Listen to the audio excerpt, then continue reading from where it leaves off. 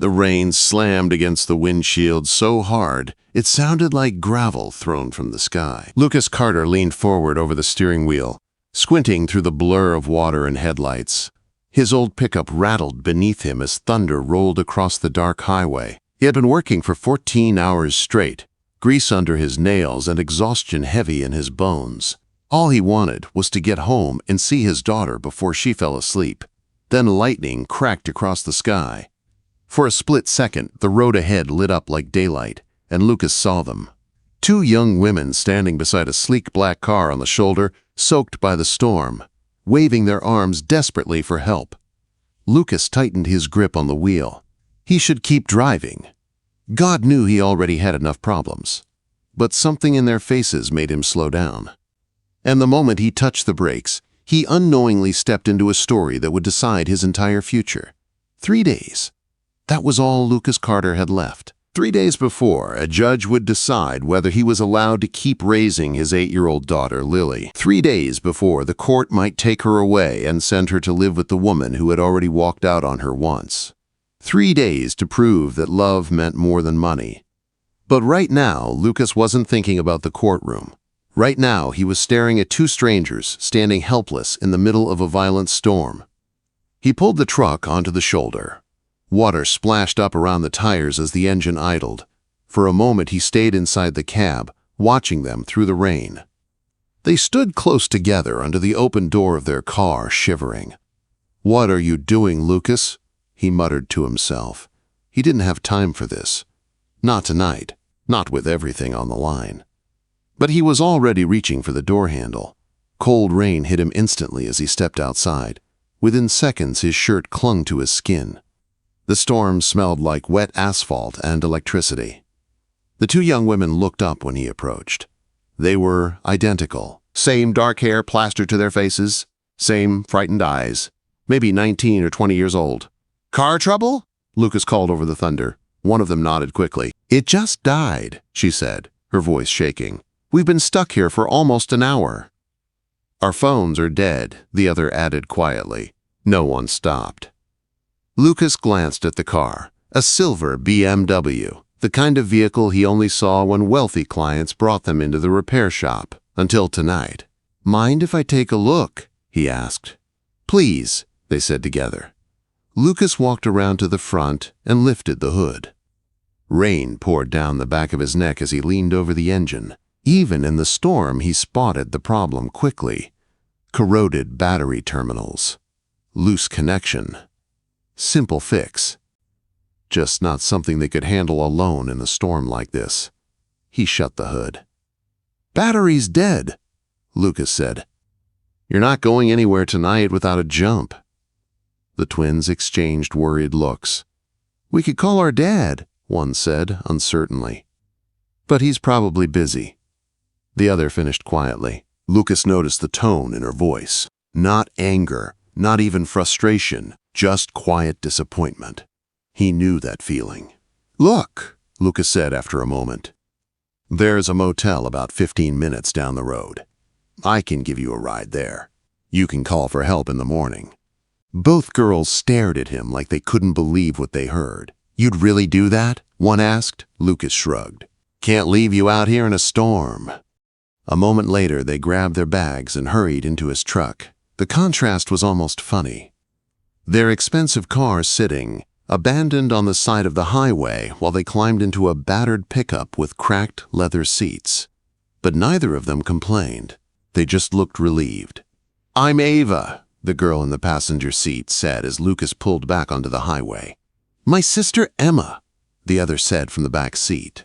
"Lucas," he replied.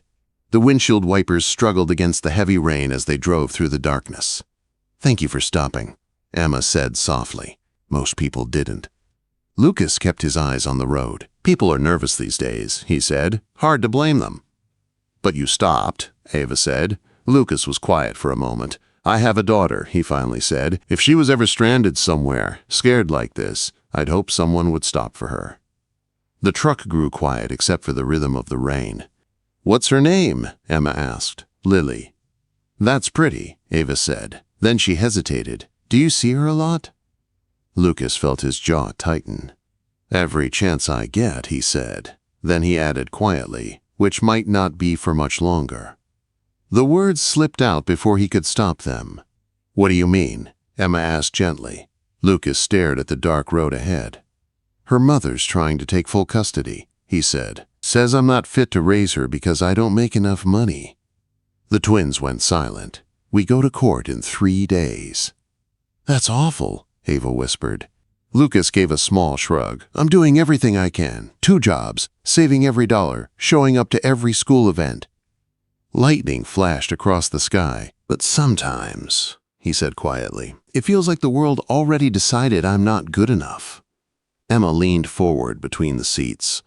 Our dad's always working too, she said. He has all the money in the world, Ava added softly, but we barely see him.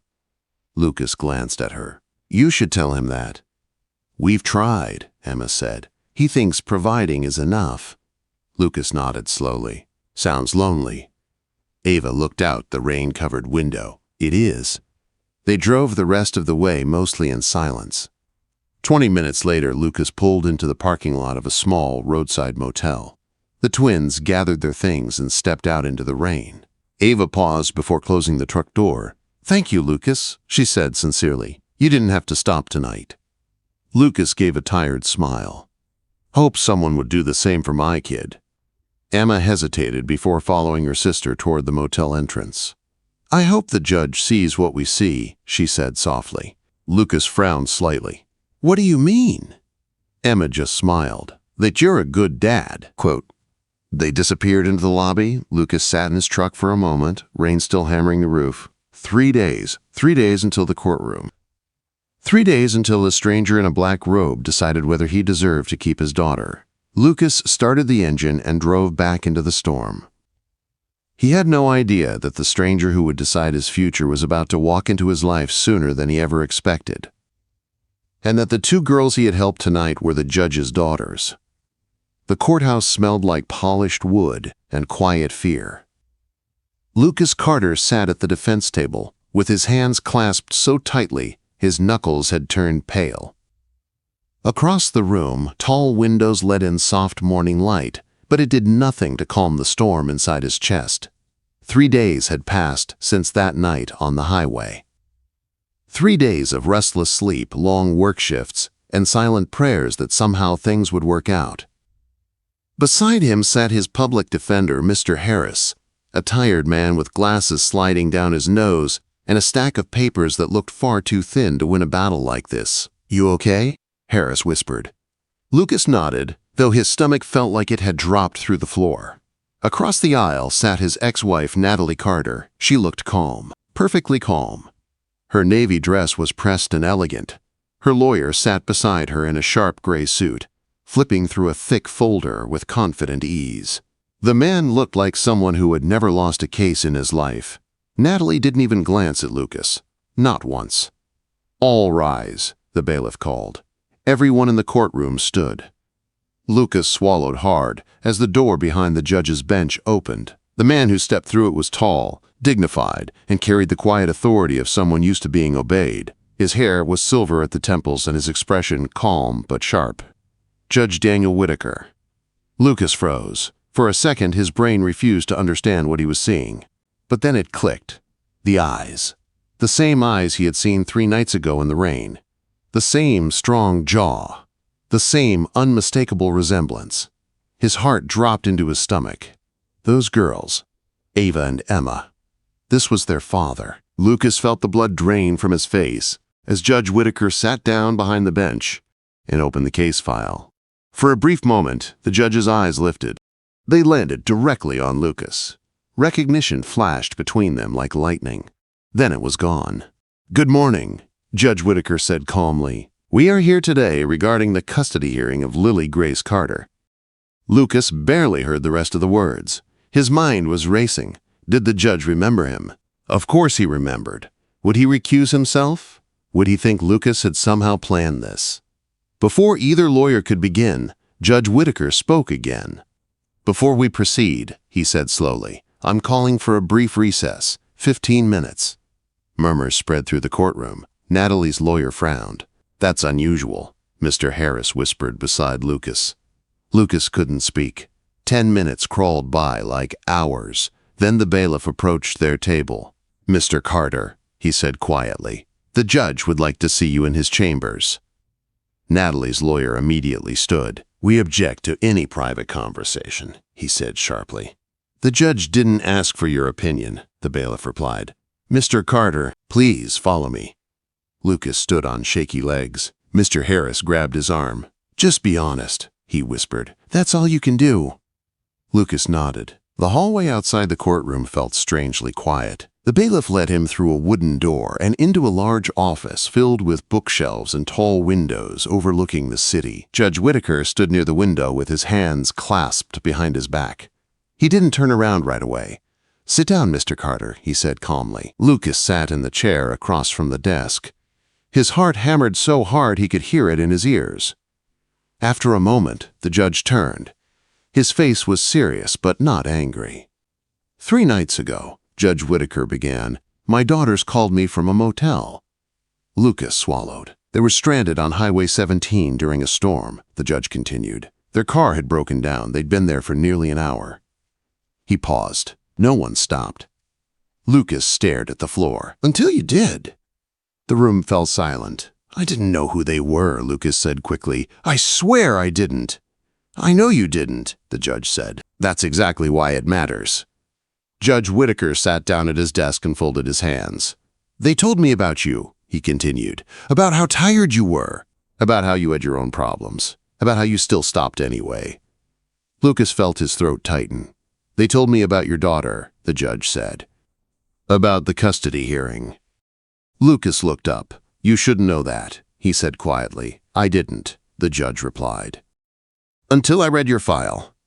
Lucas blinked. "You read it?" Quote, "Every page." Judge Whitaker leaned forward slightly. "Your ex-wife claims you are financially unstable," he said, "that you work too much, that you cannot provide a proper life for Lily." Lucas clenched his hands. "But something caught my attention," the judge continued. "There are no reports of neglect, no reports of abuse, no evidence your daughter is anything but loved." Lucas held his breath. "So I asked a few questions," the judge said. "To Lily's school, to your neighbors, to parents of her classmates." Lucas stared at him. "What did they say?" he asked quietly. Judge Whitaker's voice softened. "They said you never miss a school meeting. They said you volunteer for field trips even after working double shifts. They said Lily talks about you constantly." The judge paused. "She tells everyone about the stories you make up before bed." Lucas felt tears burning behind his eyes. "They said she's a happy child," the judge finished. "A child who loves her father." Lucas wiped quickly at his face. "I'm trying," he whispered. Judge Whitaker opened a folder on his desk. "I also looked deeper into your ex-wife's background," he said. Lucas frowned. "What do you mean?" The judge slid the folder across the desk. "Your ex-wife, Natalie Carter, has been arrested twice in the past year for possession of narcotics." Lucas stared at him in shock. "What?" "The charges were dropped due to technical errors," the judge said, "but the arrests remain on record." Quote, Lucas felt the room spin. "She also lost her job 3 months ago," the judge continued, "for showing up intoxicated." Lucas stared at the folder. "I didn't know any of that." "I didn't think you did," the judge said. "Why are you telling me this?" Lucas asked. The judge looked at him carefully. "I could step aside from this case," he said. Lucas nodded slowly. "But I won't." Lucas blinked. "Why not?" Judge Whitaker stood. "Because 3 nights ago you showed me something about character." He walked around the desk and stopped in front of Lucas. "You helped 2 strangers when you had every reason not to. You showed kindness when you were exhausted.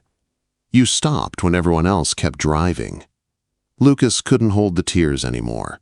Judge Whitaker's voice softened. "That is the kind of man I trust to raise a child."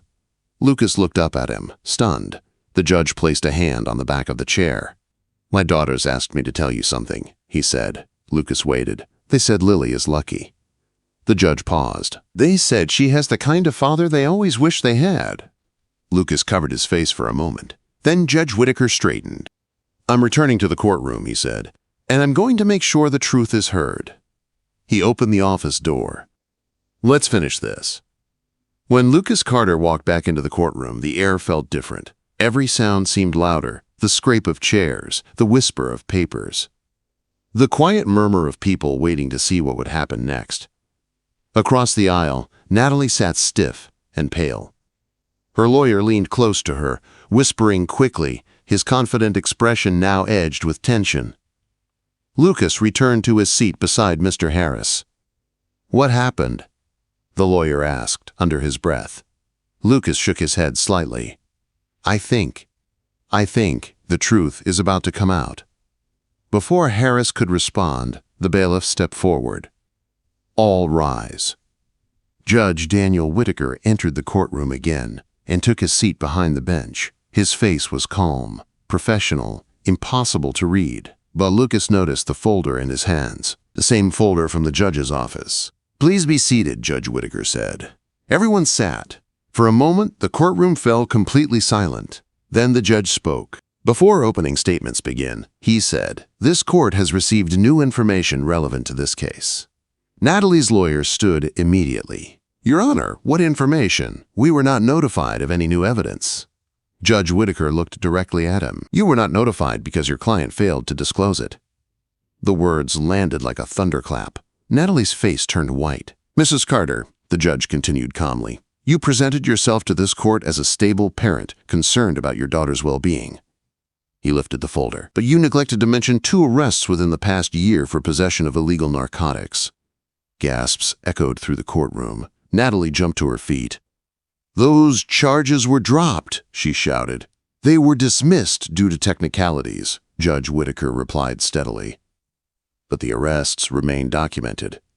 Natalie's lawyer raised his voice. "Your Honor, this is completely irrelevant."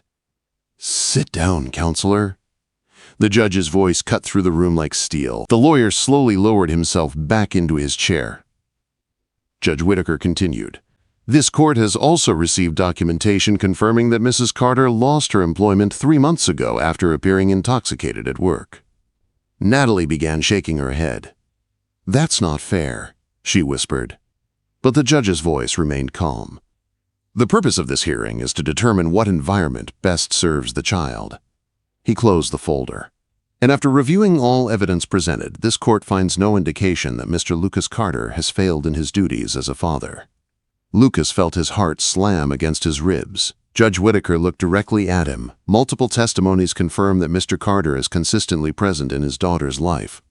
He attends school meetings, volunteers when possible, provides emotional stability and care. The judge paused. Meanwhile, the petitioner has concealed significant information regarding her own instability. Quote, "Lucas barely dared to breathe. Then the judge lifted the gavel. This court awards full custody of Lily Grace Carter to her father, Lucas Carter." The gavel struck the wood. The sharp sound echoed through the courtroom. For the petitioner, visitation may occur only under court supervision pending completion of a rehabilitation program. The judge paused. "This hearing is adjourned." Lucas sat frozen in his chair. Full custody. The words didn't feel real. Beside him, Mr. Harris was shaking his hand excitedly. "We won," the lawyer said. "Lucas, you won." Across the aisle, Natalie collapsed back into her chair, tears running down her face while her lawyer whispered urgently to her. But Lucas barely saw it. All he could think about was Lily. He walked out of the courthouse into bright afternoon sunlight. The storm from 3 nights ago felt like another lifetime. His phone rang before he reached his car. It was Mrs. Thompson, the elderly neighbor who had been watching Lily during the hearing. "How did it go?" she asked nervously. Lucas smiled for the first time in weeks. "We won," he said softly. There was silence on the other end. Then he heard her crying.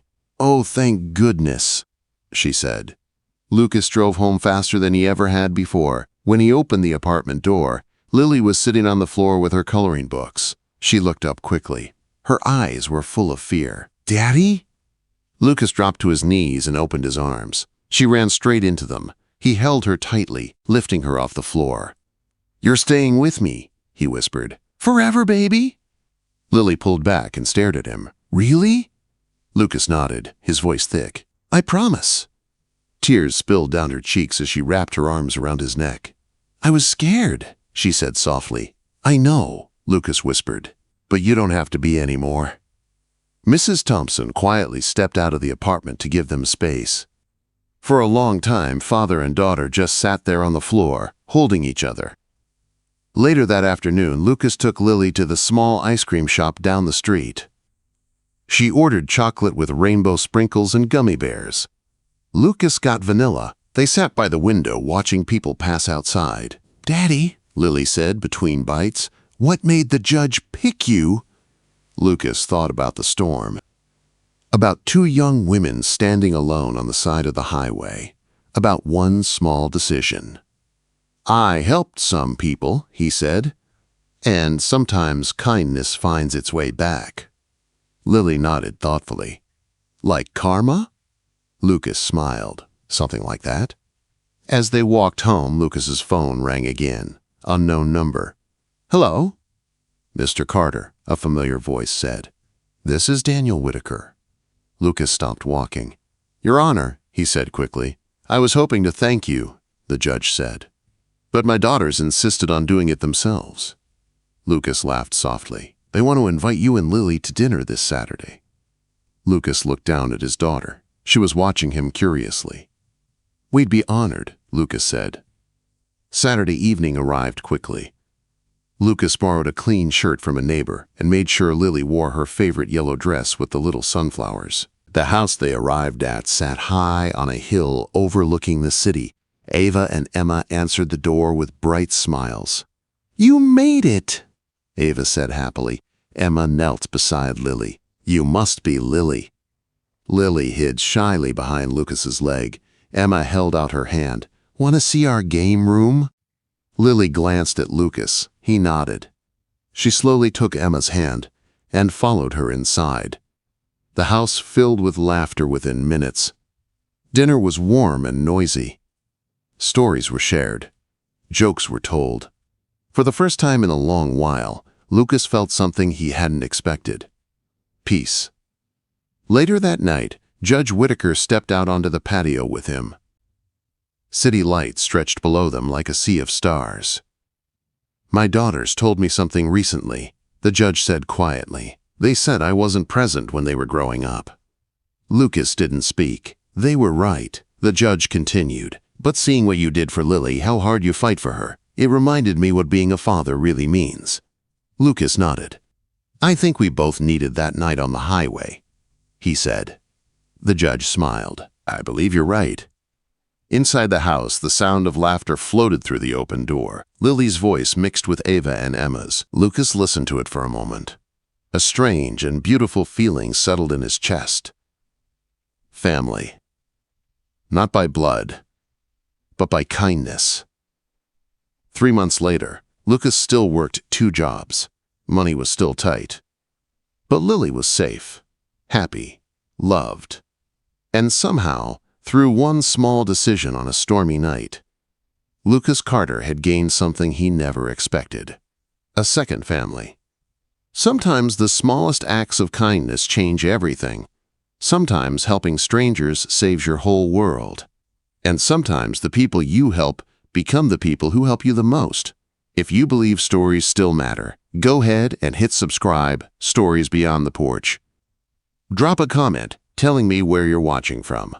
I love seeing how far these stories travel.